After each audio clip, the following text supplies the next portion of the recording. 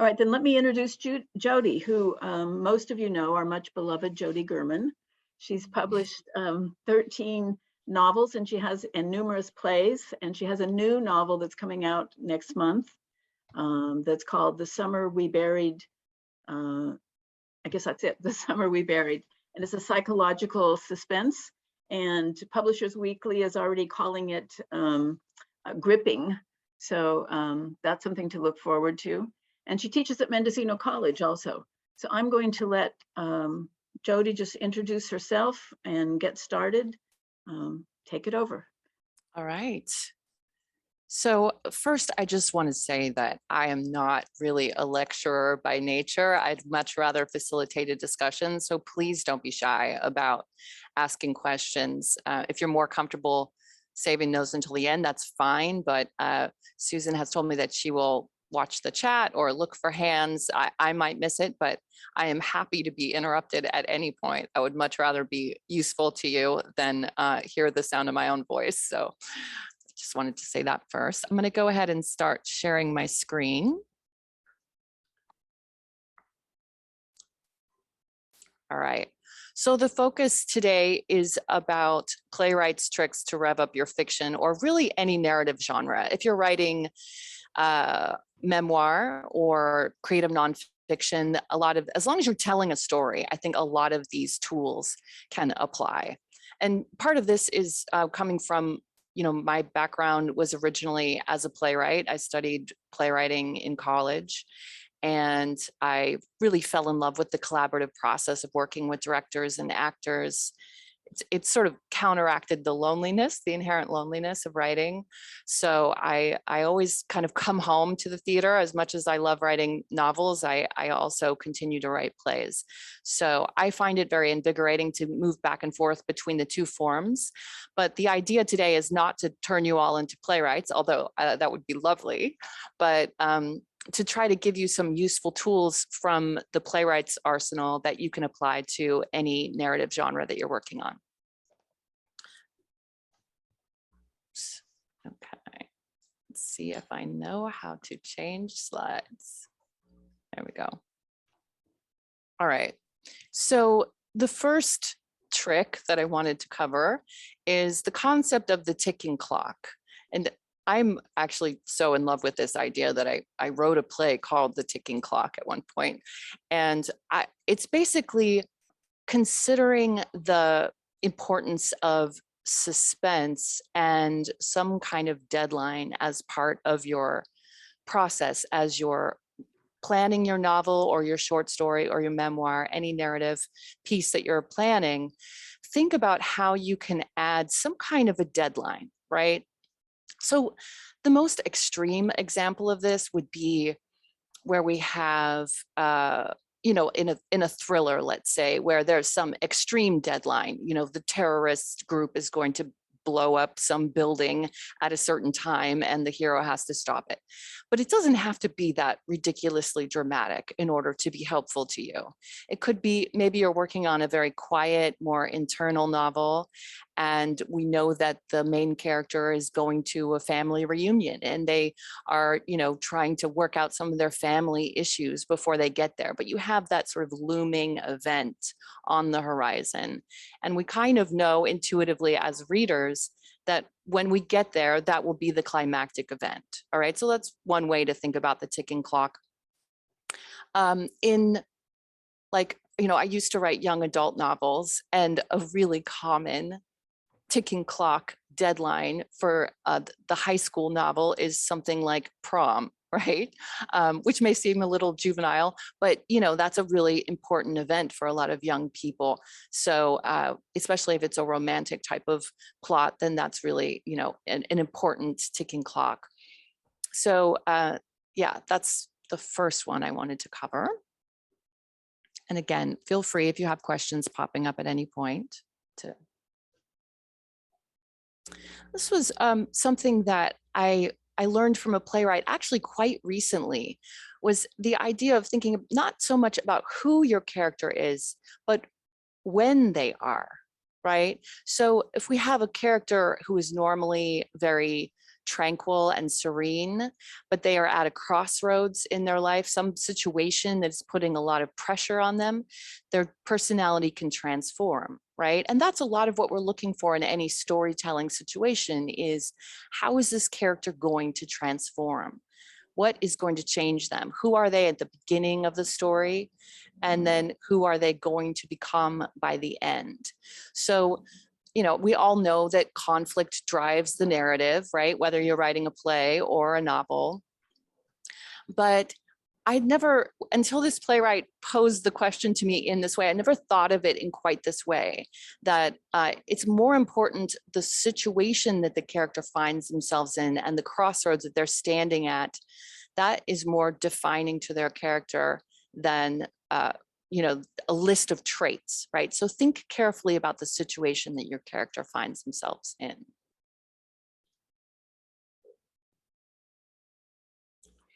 This is one of my favorite ideas to think about, partly because dialogue is my favorite part to write, no matter whether I'm writing a play or a novel.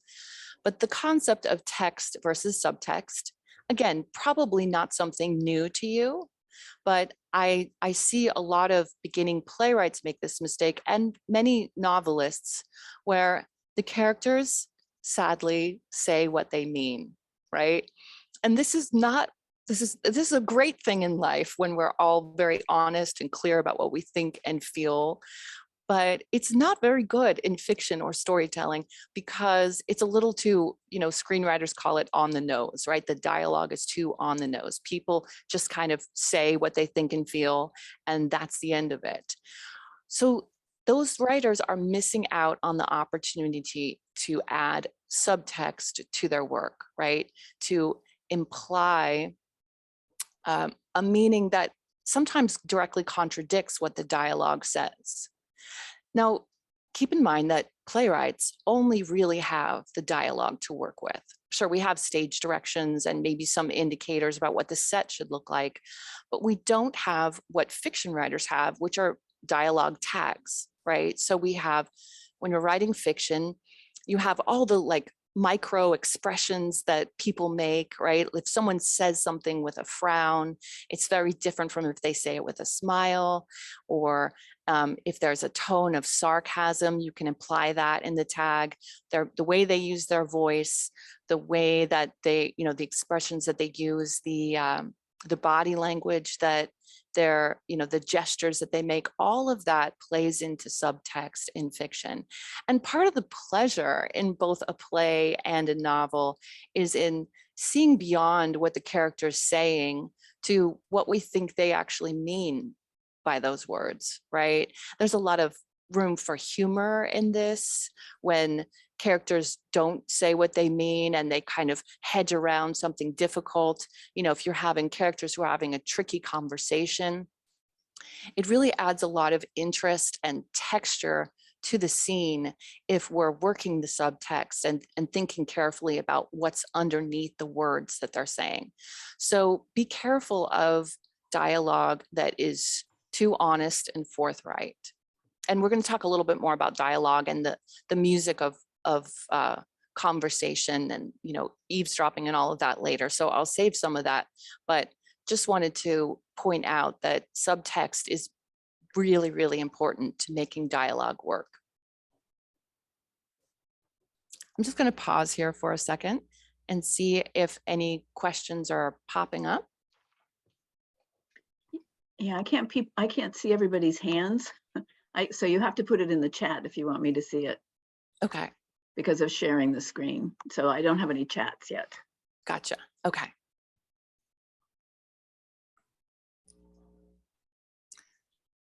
So this is actually more typical of screenwriters to talk about this, although playwrights also definitely use this rule.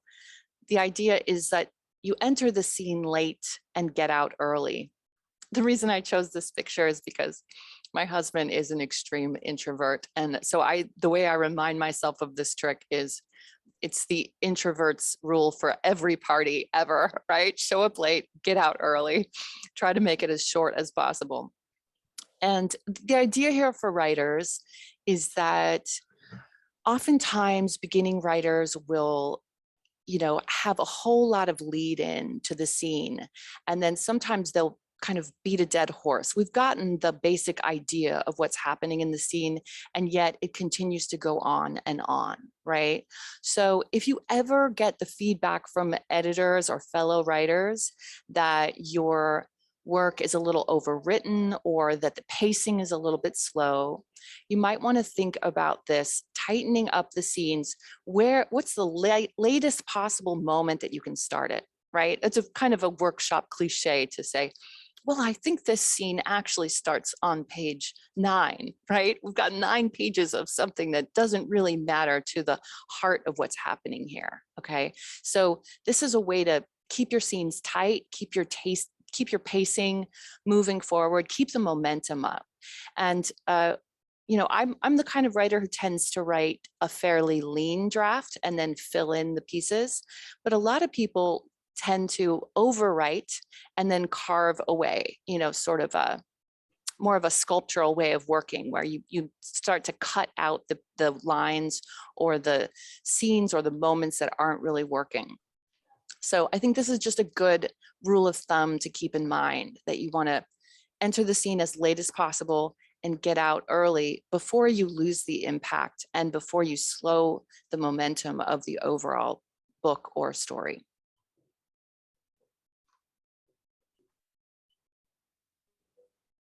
So Chekhov's gun is something that I originally, learned about as a college student when I was studying playwriting. It's essentially the idea. Okay, so just in case you haven't heard the story, basically the idea is that if you have a gun hanging over the mantelpiece or anywhere on the set within that appears in scene 1, that gun had better go off by the end of the play, right? If you introduce some kind of promise of action or some dangerous element or even just a thematic element, it's important to follow through on that. Okay, so again, it doesn't have to be as extreme as a gun. It could be, occasionally I've gotten notes from editors like, hey, we've got this best friend character who shows up in chapter 2, and then she just kind of disappears, right? Like, what was that all about? So it's kind of about unity, right? Like looking at the overall scope of your novel or your story and seeing if there are threads that just lead nowhere, right? Because that can ultimately feel messy. And it can also feel a bit like a violation of the contract that you've signed with the reader, that if you're going to promise something, if you're going to imply that something might be important, you want to follow through on that. You want to bring that to its culmination.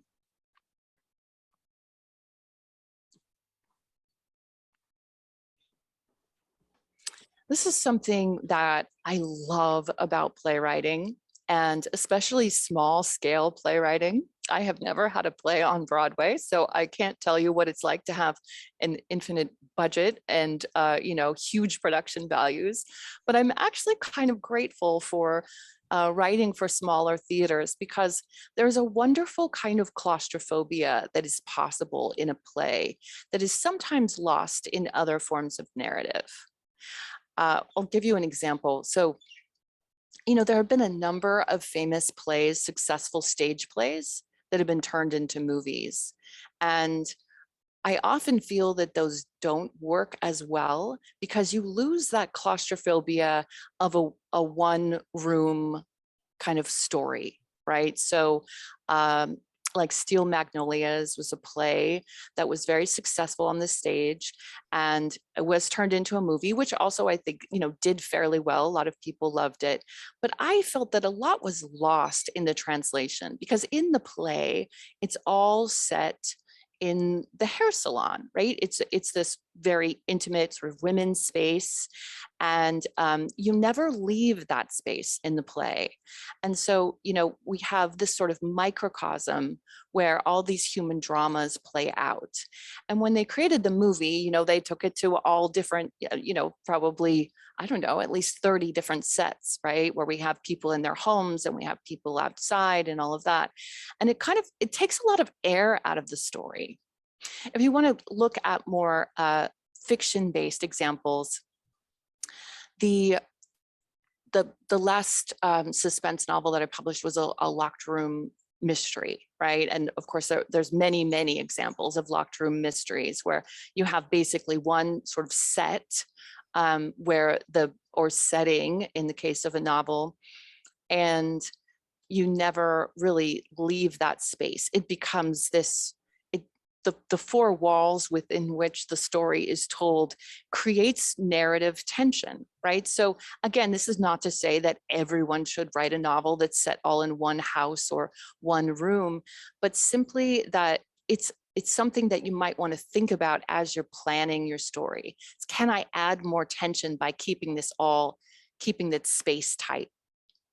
You can also use this claustrophobia with time, right? I am really a huge fan of novels that take place not over the course of 10 or 15 years, but a novel that all takes place over a weekend, let's say, or 1 week, right? And when you tighten the scope of time, you also create a kind of claustrophobia, and you give yourself a smaller palette to work within as a writer, which can be really exciting and invigorating. I know smaller doesn't necessarily sound better to everyone, but you know, I think when you're trying to keep the story tight and you're trying to add tension to the narrative, using the claustrophobia that's almost built into a stage can be extremely helpful for your novel. I think oftentimes novels can be overwhelming because you can go anywhere and do anything. You know, you don't have the limitations of a community theater, for example, that really can't set something very easily on the moon or in an airplane, or, you know, there's a lot of limitations. So as a playwright / novelist, I've really learned to embrace that claustrophobia, and it's more of a tool, I think, than a detriment.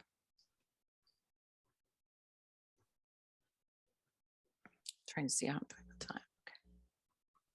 So this is not a trick, but I felt that it would really be a disservice not to talk at least a little bit about structure.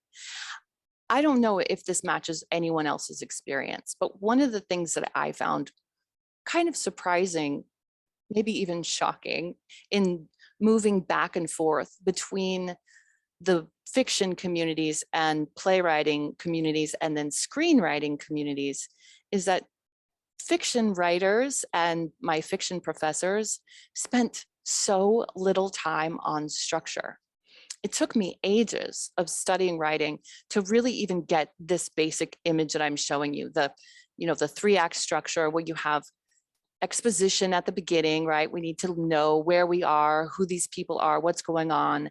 And then we have more and more conflict, the rising action, moving up to a climax and a denouement, right? So I'm sure that for most of you, this is familiar, but for me, maybe I'm just a late bloomer or something, but it took me a long time to really, truly grasp this. And even if you're an old hat with structure and it's very, second nature to you, I think it's always useful to go back and look at the concepts of beginning, middle, and end. Am I keeping that rising action truly rising? Yeah. And I sort of like this model because it has sort of a roller coaster thing. It's not just a straight line up, right? It's not just a triangle. You have maybe dips in the tension where you can get a little more quiet and internal, maybe reveal some things about the character that wouldn't be possible in a more action-driven scene. But it's, I think, really helpful just to, review basic structure. And then if you want to get a lot more detailed, if you're the kind of person who likes to really outline a novel and think about each scene in detail, I have found the screenwriter's approach created by Blake Snyder in Save the Cat, the beat sheet. Again, it's a 3-act structure, but it looks like 4 because he has Act 2A and Act 2B. And this model is much more granular. If you are the kind of person who has an idea and is really thinking about setting and character and maybe some of the themes, but plot is a struggle for you, and I am that kind of writer. Plot has always been, I've had to really teach myself how to plot a novel. If the scope is overwhelming, this type of beat sheet can be extremely useful in breaking it down into micro scenes, right? And really having some direction in that way. Now, there is a book, I'm spacing on the author right now, Jessica something, called Save the Cat Writes the Novel, where she lays this out for you, how to apply the Save the Cat kind of story template concept to the scope of the novel. And she uses a lot of great examples from classic literature to more popular novels, contemporary novels. And I also have found that useful. I will say, and this is a kind of a warning or cautionary tale, if you were, I took this so far with my novels that I have since backed off of it. I found that if I mapped out a novel in too much detail, I started to feel like the outline was running the show, and there wasn't a lot of room for surprise and for organic building of deeper themes and ideas. So recently I have moved away from this very detailed outline and let myself find the story as I'm going. Although I do find it useful once a draft is written to kind of test it against this and see if my story structure is workable, right? Now, one of the issues that comes up a lot when I've taught creative writing classes is I always have a writer or two who says, I hate this. This feels like paint by numbers. It's too formulaic, right? And that is a completely valid concern. For me, I felt like I needed to internalize some of these story structure concepts before I could really, let myself go and,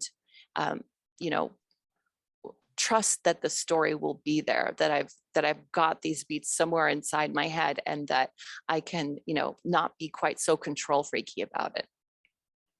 But if you're someone who's struggling with structure or feels overwhelmed by the scope of the novel, or if you just simply don't really know where your novel is going and that bothers you, it's not invigorating, it's actually paralyzing, looking at something like this can be really, really helpful.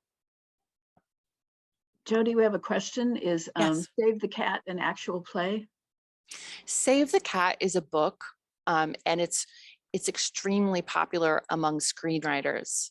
So again, not so much of a playwriting tool. This particular tool is from the screenwriting community, but like I said, you can find also a book called Save the Cat Writes the Novel, which takes this screenwriting concept and applies it more specifically to novelists and their work.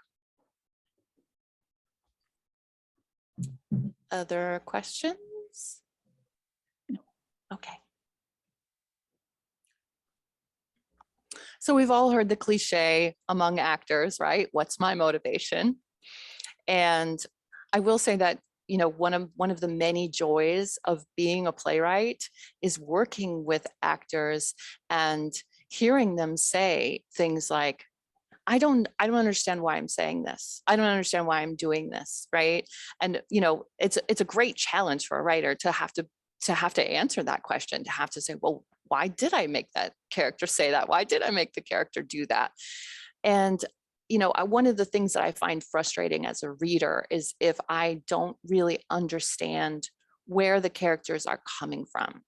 Okay, so you know, whether you're writing in the first person or second person, third person, omniscient, regardless of the point of view, we should have a sense of where the characters are coming from, except when you want to make it a mystery and you're going to answer that question later, right? But motivation, character motivation is really, really important. And I think that the acting community has always known that. They've always understood that if they're just doing something and they don't understand why, it's not going to read as authentic, right? The audience picks up on that and they find it frustrating ultimately.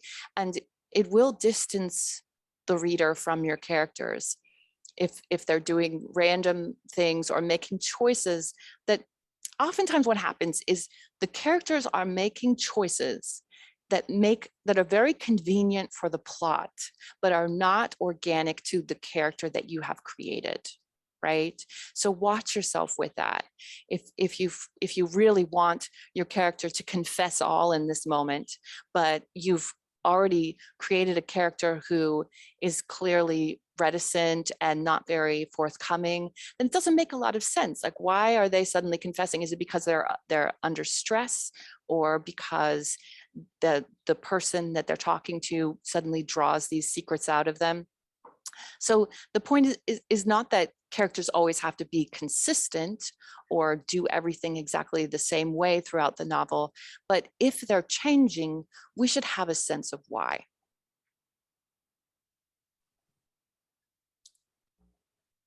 So my husband often teases me because he says that when I'm writing, I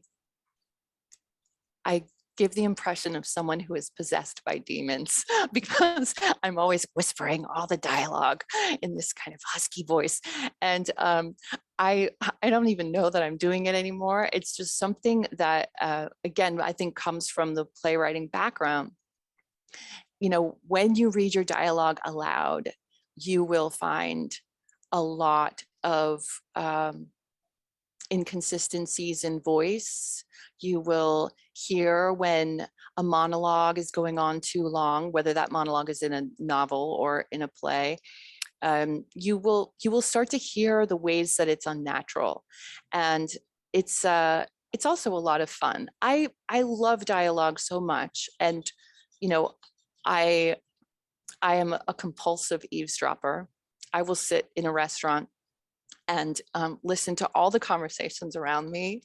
I'll often leave and, you know, the friend that I'm with will, you know, only be tuned into the conversation. I'll say, did you see that couple over there? They were clearly breaking up. Did you hear how she was talking? You know, so I'm probably take this too far, but I really think there's a lot of pleasure in listening to the musicality of the ways that we talk to each other, right?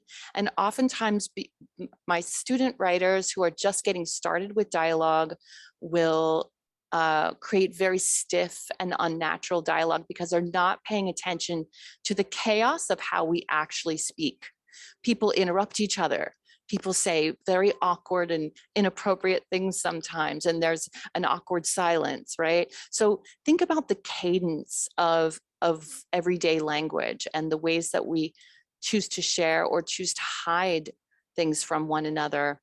And I think that your dialogue will really come alive if you're tuned into those aspects, and reading it aloud helps.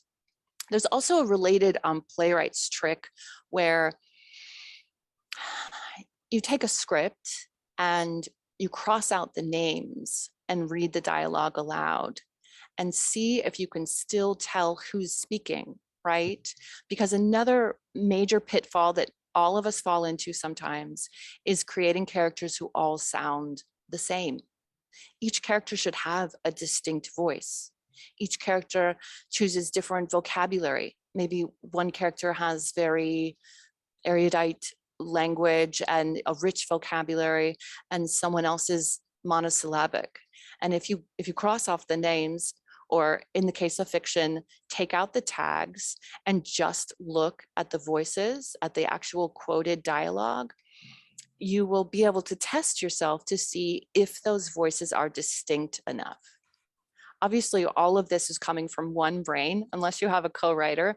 It's all coming from your mind and your imagination. And we all have, you know, our internal voices.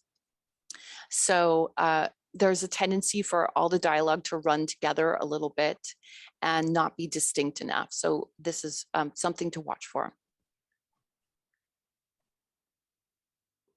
Just pausing in case there are questions. Are we good? Well, somebody has written that they do this with their poetry so they can understand the voice and the tempo of the work. That was me. And it was really surprising to hear you say that about fiction, but not about playwriting, because playwriting and poetry are actually much closer than most people suspect. Oh. But especially if we go back to the ancient Greeks, they were quite well aligned. But it is that knowing the continuity of the voice. But I hadn't thought to apply it to my fiction. And I think now I'm going to have to go back and rewrite everything I've done. So, okay. I'm glad I gave you some homework. That's great. I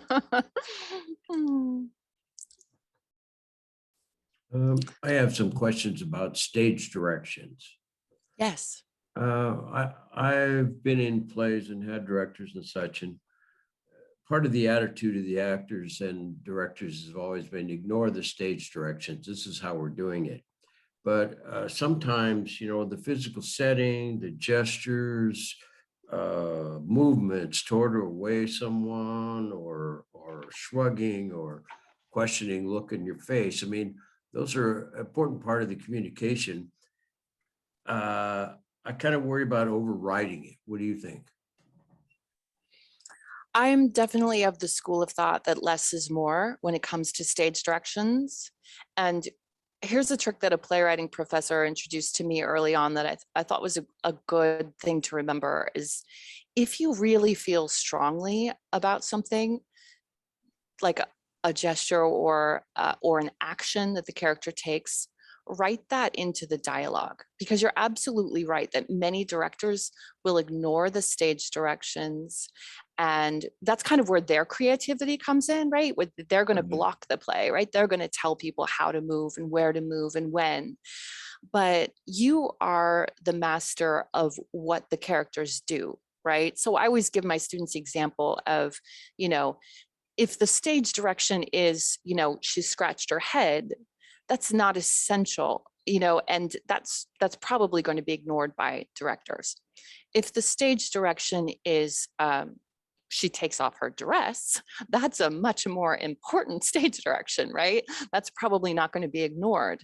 And you might even want to, what some playwrights call director proofing your script, have a character in the scene say, my God, you've taken off your dress, right? Maybe not exactly that, but you know, something that makes it impossible to ignore that direction, right? So I would say measure and weigh how important the action is. Is it essential to the storytelling, or is it kind of a throwaway gesture? A lot of playwrights, every playwright can fall into this. We don't want to micromanage the actions of the actors, because again, playwriting is deeply collaborative and the directors want to make their mark as well, right? And so the blocking and the casting and the overall vision for the production, that's where their creativity comes into play. So when we just finished reading scripts for the Festival of New Plays. We do it every year at the college, which was canceled for 2 years, but it's finally back. And I noticed that there are always a number of scripts who really are trying to micromanage the action on stage. They say things like, at this point, this song comes in on this line, and then it cuts out at this line. You know, they're really like detailed about what they want to see. And I think that's a fundamental misunderstanding of what the playwright's job is. The playwright's job is to create vivid, three-dimensional characters, to really create the conflict, to create snappy, interesting dialogue, to, manage the structure. But the playwright's job is not to micromanage the way the characters or the way that the actors move on stage. So yeah, I think you know, there's definitely a place for stage directions. I wouldn't want to lose them entirely, but think about which stage directions are truly essential and why.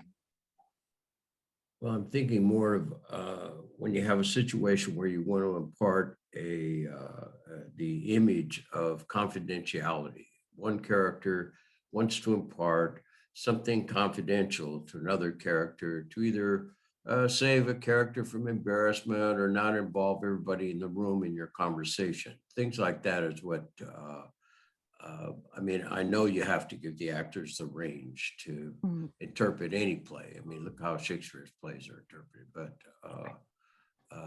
those kind of, I consider that kind of be like a primary situation. It's like dialogue with movement. Right.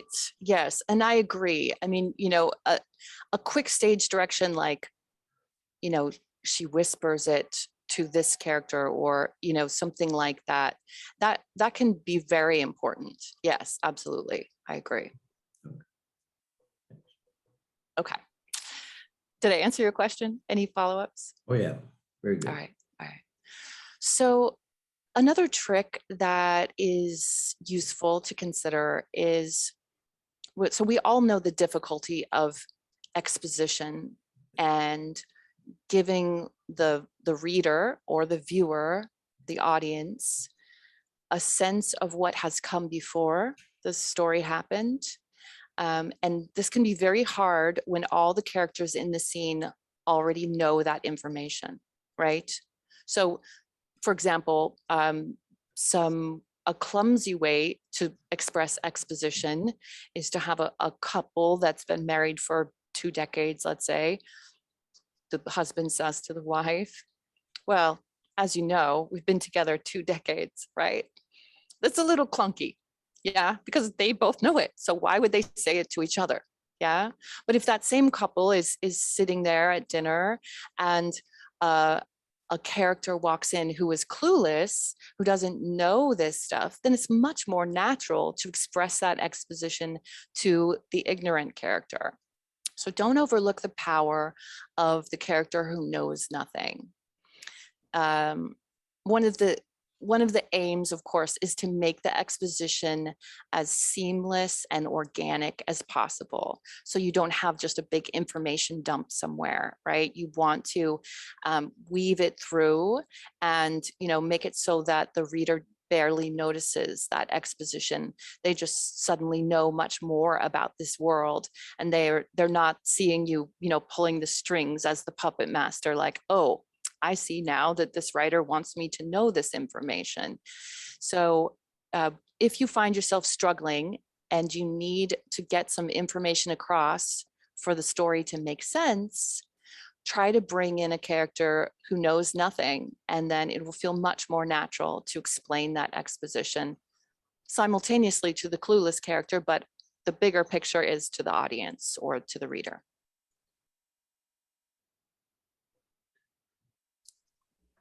This is something that's kind of come into vogue recently with something like Wicked, where you have a novel, a fairly sprawling and actually quite dark novel that was adapted for the stage.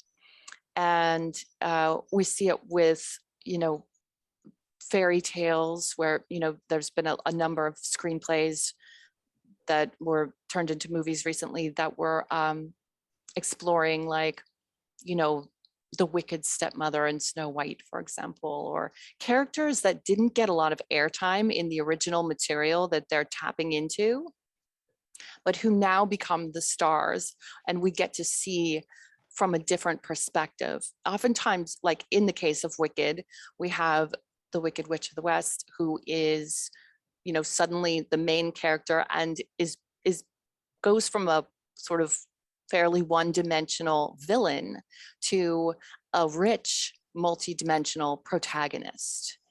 So this is something to keep in mind if you are at the stage where maybe you're searching for your next project, or, you know, you're not already engaged in writing a novel, but you're interested in writing one, and you're still undecided about the story that you want to tell.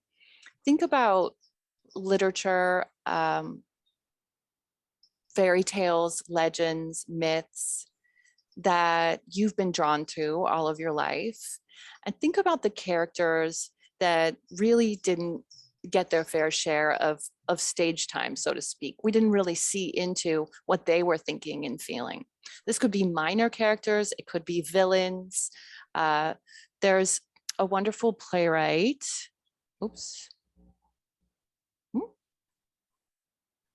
named Lauren Gunderson. She is the most produced playwright in America for several years now. Her plays are, she covers a wide range of topics and ideas in her work. She's actually been a artist in residence at Marin Theater Company for a while now, and I was lucky enough to do a workshop with her.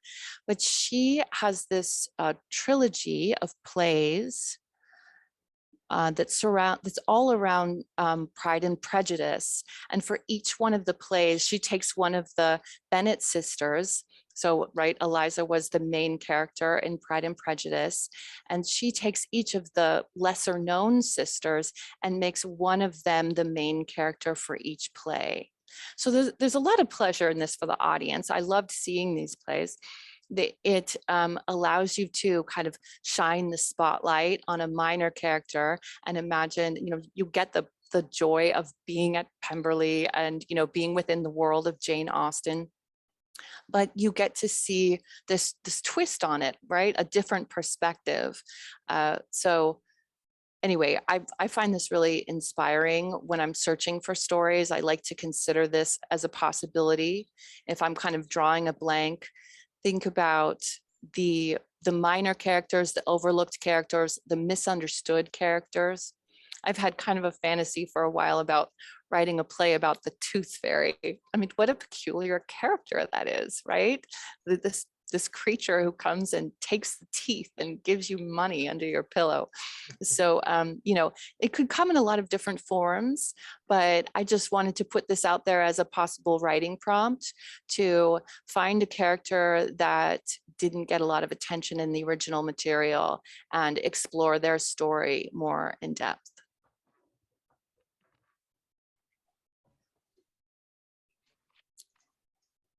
Okay, I am almost to the end of these tricks, and then we'll have some time for Q&A, I'm hoping. So, retrospective inevitability. This was an idea that was introduced to me years ago, again, by a professor in my MFA program. And okay, let me just back up a little bit. One of the hardest things to do as a playwright and as a novelist is to end the damn thing, right? To do it well, to create a satisfying ending that ties up loose ends, if that's where you want to go. Some people want to leave things unresolved, which is fine. That's a different way of working. But this idea of retrospective inevitability comes in a lot of different flavors. The most extreme retrospective inevitability is in something like, I'm going to use a movie example because it's something we probably have all seen, Sixth Sense, right?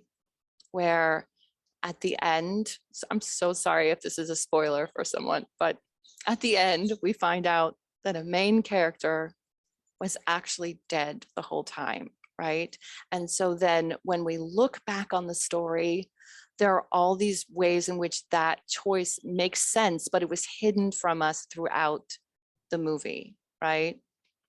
This is really satisfying for viewers when you can do this well. So that's kind of the twisty version of retrospective inevitability. But even with a quieter, more internal novel, let's say, that really doesn't have a whole lot of action and it doesn't have a huge twist, I think a satisfying ending allows you to look back at the beginning and the middle of the play or the novel, and things fall into place in a way that they couldn't until you created that ending, right? So I do not pretend to be a master at twists. I love it when people are. I am not that person. I'm working on it. But surprises at the end are always fun. But I as a reader, I read a lot of suspense, and I see a lot of writers making the mistake of forcing a twist that doesn't have this retrospective inevitability, doesn't have the feeling when you look back like, oh yeah, that's the only way that that could have made sense. That's the only way that that could have happened, right? They have a twist where, the first person narrator, we suddenly find out that they were the murderer all along, and they just forgot to mention this to us, right? Like, it shouldn't be crazy. It shouldn't be insane and out of the blue. It should feel organic to and answer the questions that you have set up throughout the novel.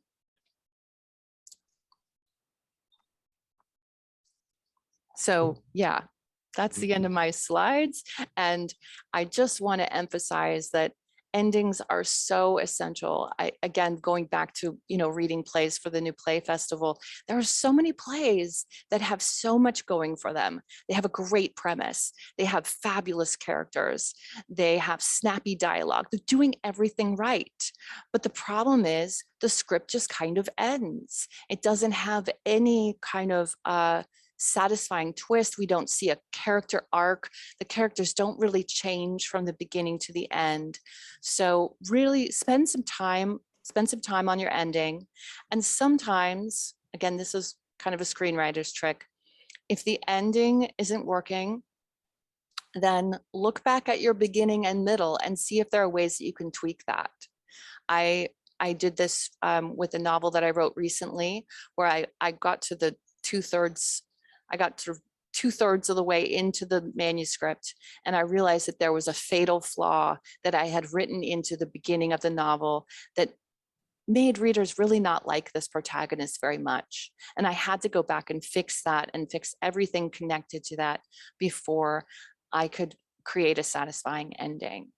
So if you're struggling with the ending, then, look back at the beginning and the middle, look at what you've got and see if there's a way that you can change it so that you're setting yourself up for a much more satisfying conclusion to the narrative. Okay. There's a comment in the chat. Great idea. I can reintroduce the first novel's antagonist in the third novel to give background as well as show more of her story. Thanks for the concept. All right, great. Yeah, that's the big hope, right? Is that when we attend these kinds of things that, even if, 7 of the 10 things that I brought up make no sense to you and aren't useful at all, if there's some spark that, is created that makes you excited about getting back in and writing, then I feel like my work is done. I'm going to go ahead and stop sharing so I can see more of your faces. People can raise their hands or put it in chat. Let's see, here's another chat comment. Jody is the best, always so clear and helpful. It's a good end. Oh, thank you. Questions that people have? Well, I have one about,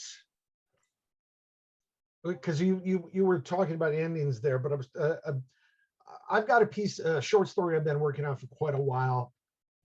I've tended to kind of like where it goes, but I've had mixed reactions from people who've read it.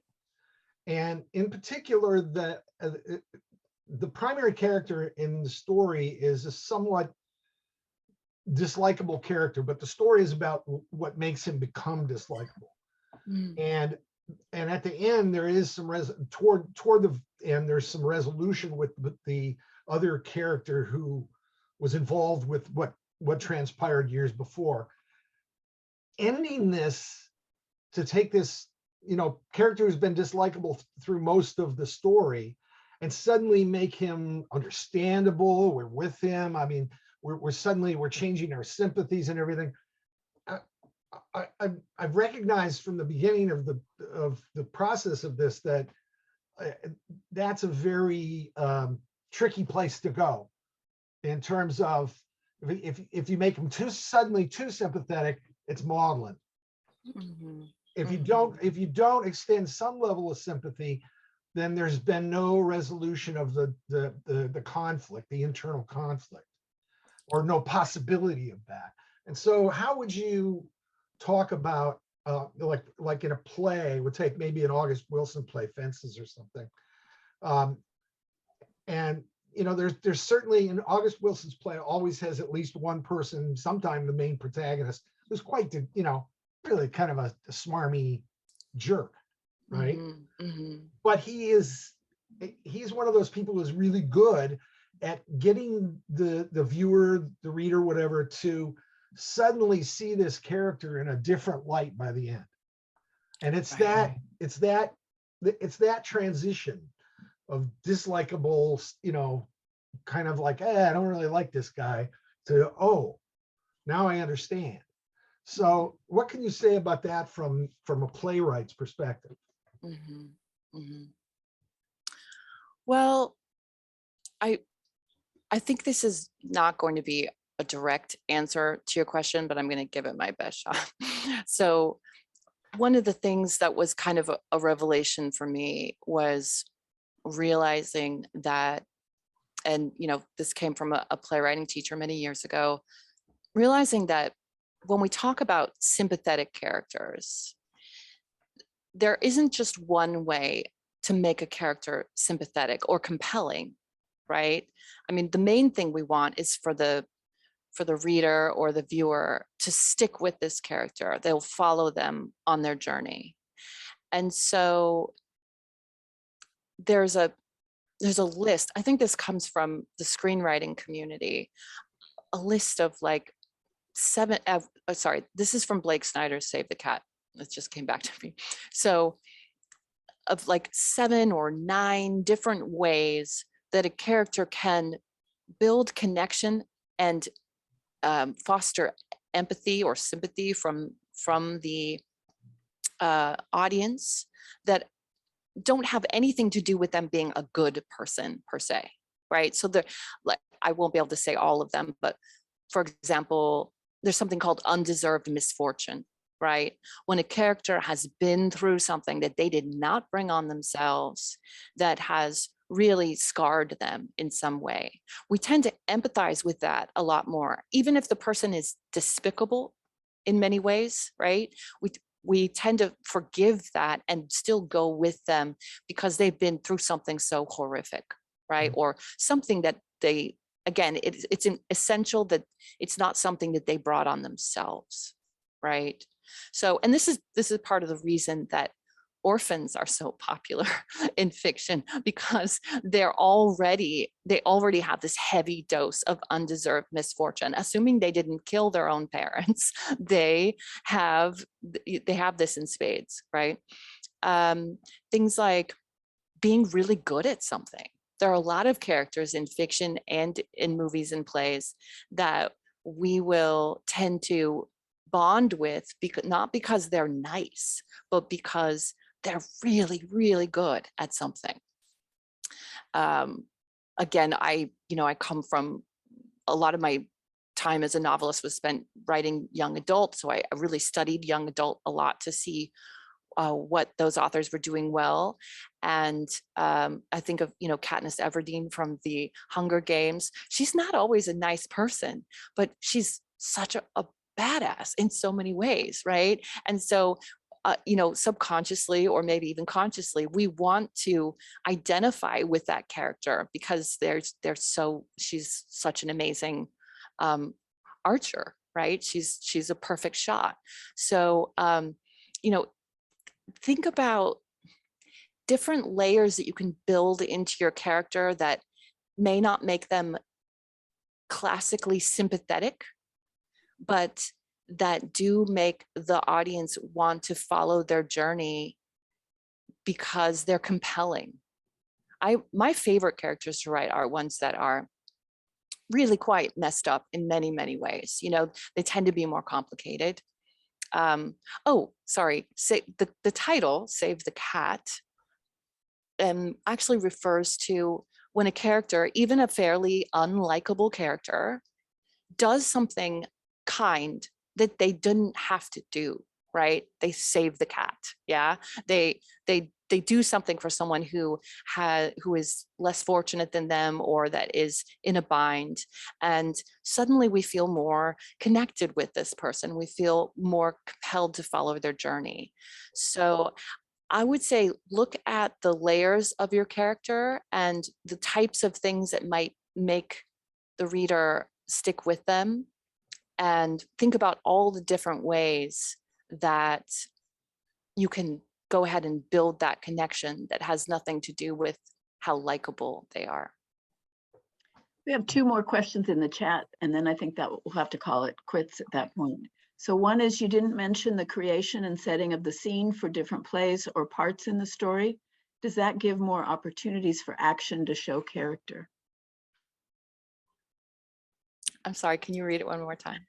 You didn't mention the creation and setting of the scene for different plays or parts in the story.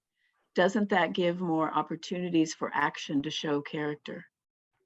Absolutely, yes. Setting is really important, and you can use it in a number of ways. You know, a scene that takes place in the midst of a violent snowstorm, for example, is going to have a very different vibe from one that takes place, you know, in the sunshine at a party. So yeah, use your environment to either up the tension or to reflect the inner world of what's going on in the characters, maybe as a metaphor for what's happening between characters in the scene. Yes, definitely don't overlook the setting. But keep in mind, with the play, in case we have any playwrights on board, or people who are thinking about writing a play for the first time, do keep in mind that if it's important to you, get it in the dialogue, right? Back to our earlier question about stage directions, you know, don't rely on that little paragraph that many playwrights write describing the room or describing the scene.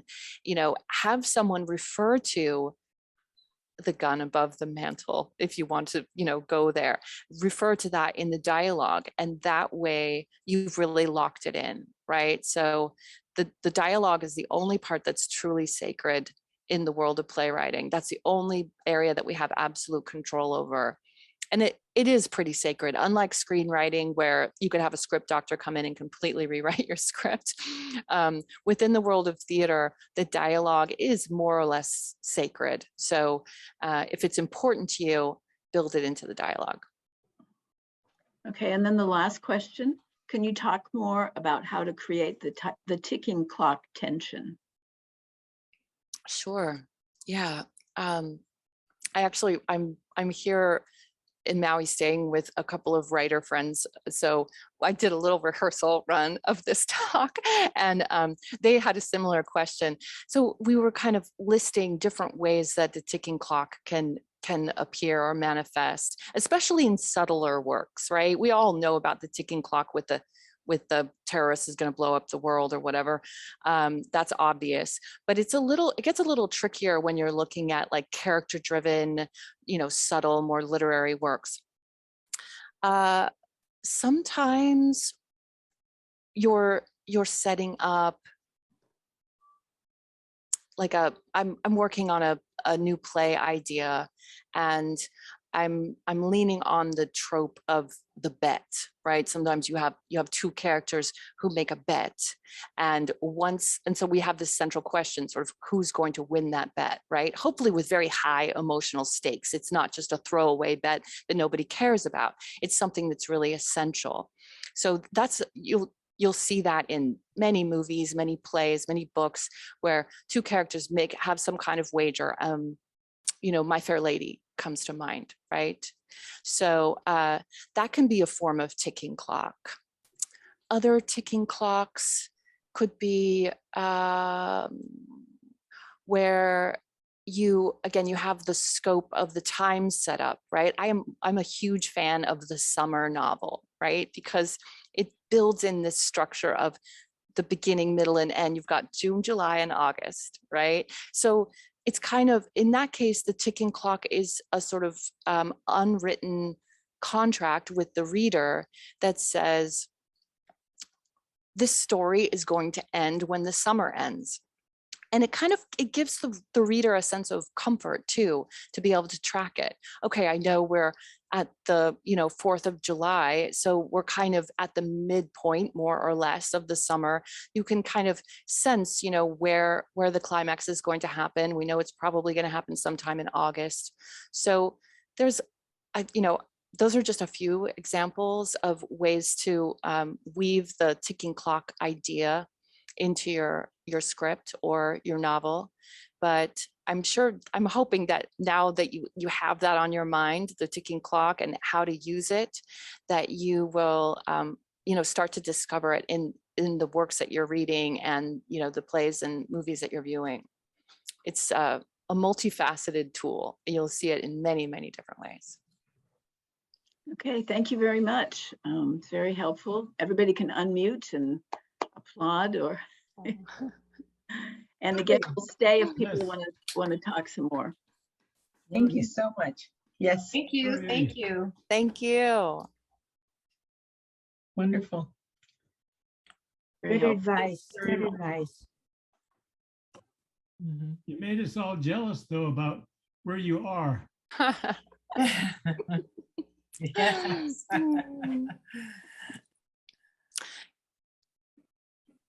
Well, I just can't tell you. Yeah, I can't tell you how many suggestions you have triggered in my mind for my own writing and possibilities and answers and things that have really kept me 3 years on the first draft of my 5th novel and just stuck. But you've given me a surge, and I'm just so excited. I really am. Thank you so much. Thank you. That's great Okay. to hear. Yeah, it's cool. You have And a just- couple of thanks in the chat also. Always love your talks, and from Catherine Brown and Susan Miller. Thank you, Jody.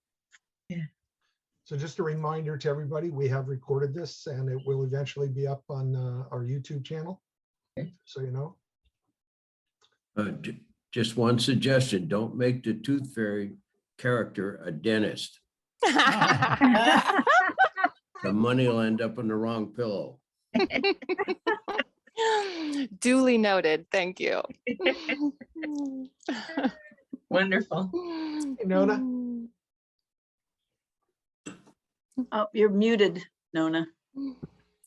Yeah. Nona's trying to say hi to you, Jody. Hi, Nona. Good to see your face.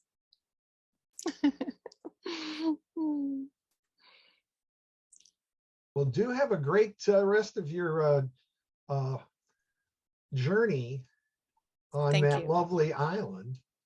And Thank you. yeah. Well, for someone who doesn't like speaking without a lot of questions, you did very well. You couldn't tell that. Let's put it that way. Oh, good. Another question. I'm a big fan of the Play Festival. Is there a date for this year yet? Oh, there is a date and it's earlier than usual this year. I know it's in April, but I don't have it off the top of my head. So I will, Susan, can I email you with that Yeah, information? We'll post it. Yeah. I know auditions are coming up relatively soon within the next few weeks. So if we have any actors out there, please consider. And I'll send all of those dates and times to Susan. Great.